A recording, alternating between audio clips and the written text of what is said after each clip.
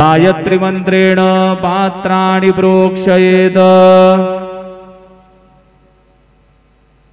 सत्यन्वर्देन परिघिञ्चामि धेनुमुद्रयाममृतीकृत्य गरासमुद्रया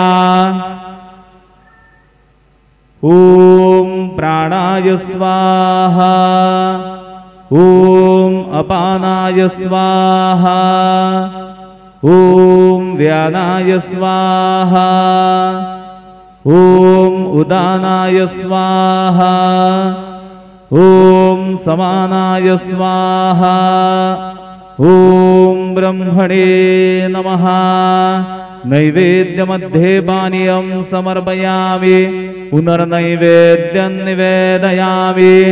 ॐ प्राणाय स्वाहा ॐ अपानाय स्वाहा ॐ व्यानाय स्वाहा ॐ उदानाय स्वाहा ॐ समानाय स्वाहा ॐ ब्रह्मणे नमः।